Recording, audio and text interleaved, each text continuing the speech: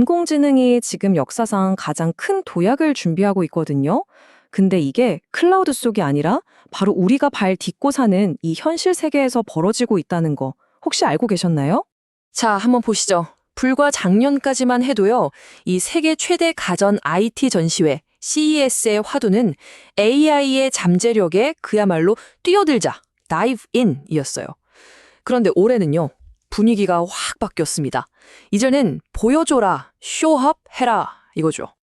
근데 AI가 증명한다, 보여준다는 게 대체 무슨 뜻일까요? 그쵸? 이 질문이 바로 오늘 우리가 함께 파헤쳐볼 핵심입니다. 도대체 뭘 보여달라는 걸까요? 정답은 바로 이겁니다. AI가 이제 스크린 너머 생각만 하는 그런 존재가 아니라는 거예요. 진짜로 손과 발, 그리고 바퀴를 갖게 됐다는 거죠. 생각하는 기계에서 행동하는 기계로 진화하고 있다는 뜻입니다. 자, 그러면 이 뛰어들기에서 증명하기로의 전환. 이 엄청난 기술적 변화가 어디서부터 시작된 건지 그 배경부터 한번 같이 살펴보시죠. 올해 CES를 관통하는 5가지 키워드를 한번 보세요. 피지컬 AI, 모빌리티, 디지털 헬스. 어때요? 가만히 보면 전부 다 우리 현실 세계랑 더 깊숙이 연결되는 기술들이라는 공통점이 딱 보이죠? 와, 이 슬라이드가 진짜 재밌습니다. 기조연설자 라인업 좀 보세요. 우리가 흔히 생각하는 그런 빅테크 기업들만 있는 게 아니에요. 캐터필러나 지멘스 같은 정말 전통적인 산업, 제조업, 하드웨어 분야의 거물들이 전면에 나섰습니다. 이게 뭘 의미하겠어요? AI가 이제 실험실이 아니라 진짜 산업 현장으로 직접 들어가고 있다는 아주 강력한 신호인 거죠. 자, 그럼 아까부터 계속 나오는 이 피지컬 AI라는 말, 이게 도대체 정확히 뭘 의미하는지 한번 제대로 짚고 넘어가 보죠. 피지컬 AI, 말 그대로 물리적인 몸을 가진 AI입니다. 비유를 들자면요, 우리가 아는 그 생성형 AI가 뇌라고 한다면 이 피지컬 AI는 거기에 손과 발을 더한 거라고 생각하시면 이해가 정말 쉬울 거예요. AI가 어떻게 발전해 왔는지 이 사다리로 보니까 한눈에 들어오죠. 처음엔 보고 듣는 인식 단계에서 시작해서 글이나 그림을 만들어내는 생성 단계를 거쳤고요. 그리고 스스로 판단하고 일을 처리하는 에이전트 AI로, 그리고 마침내 우리랑 같은 공간에서 물리적으로 움직이는 최종 단계, 바로 피지컬 AI로 진화하고 있는 겁니다. 바로 이 문장. CES 2026의 핵심은 생성에서 행동으로의 전환이다. 이게 모든 걸 요약해 줍니다. 그냥 나온 말이 아니라 지금 기술 산업 전체를 움직이는 가장 중요한 흐름이라는 거죠. 그럼 이 피지컬 AI 도대체 어디서부터 볼 수 있을까요? 가장 먼저 우리 곁으로 다가오고 있는 곳은 바로 우리의 일터와 집입니다.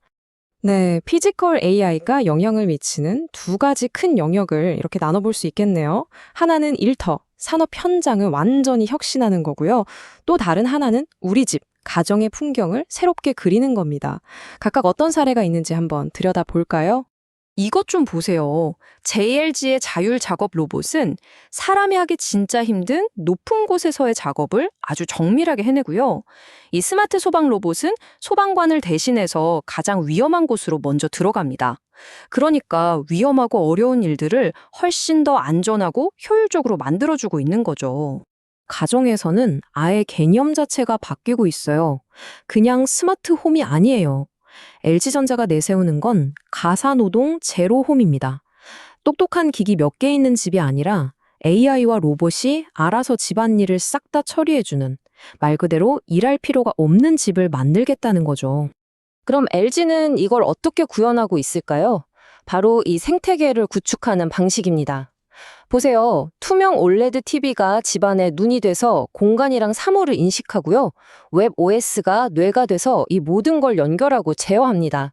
그리고 클로이드 같은 로봇들이 손과 발이 돼서 직접 움직이는 거죠. 와, 이러면 집 전체가 진짜 하나의 거대한 지능을 가진 생명체처럼 움직이게 되는 거 아닐까요? 자, 이제 우리에게 가장 친숙한 공간으로 가볼까요? 바로 자동차입니다. 우리가 매일 타는 이 자동차가 어떻게 정교한 움직이는 로봇으로 변신하고 있는지 한번 알아보겠습니다. 그 핵심 기술이 바로 SDV, 소프트웨어 중심 자동차입니다. 이게 뭐냐면요. 쉽게 말해서 자동차를 바퀴 달린 스마트폰으로 만드는 거예요.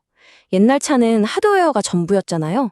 이젠 소프트웨어 업데이트만으로 자동차의 성능이 계속해서 좋아지고 새로운 기능이 추가되는 거죠. 정말 놀랍지 않나요? 이 숫자 하나가 모든 걸 말해줍니다. 16%. 이게 뭐냐면 2034년까지 예상되는 이 SDV 시장의 연평균 성장률이에요.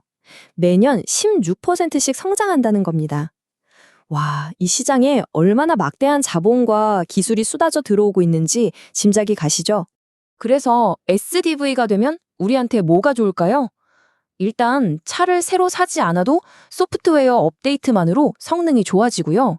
AI가 부조종사처럼 운전을 더 안전하게 도와줍니다. 심지어 HL만도의 파키처럼 주차장에 도착해서 차에서 내리기만 하면 로봇이 알아서 주차까지 해주는 그런 시대가 이제 정말 코앞에 온 겁니다. 그렇다면 이런 미래를 현실로 만들고 있는 주역들, 그 핵심 기업들은 과연 어디일까요? 한번 살펴보죠. 이 기업들 리스트를 한번 보세요. LG전자 같은 가전제품 회사도 있고 두산 로보틱스 같은 산업기계 회사, 또 현대오토에버나 HL만도 같은 자동차 부품 회사도 있죠. 출발점은 다 다른데 피지컬 AI라는 하나의 목표를 향해 달려가고 있다는 점이 정말 흥미롭지 않나요? 여기서 특히 HM만도를 좀 주목해 볼 필요가 있습니다. 이 차트를 보시면 휴머노이드 로봇 원가에서 무려 44%, 거의 절반을 차지하는 게 바로 액추에이터라는 부품이거든요.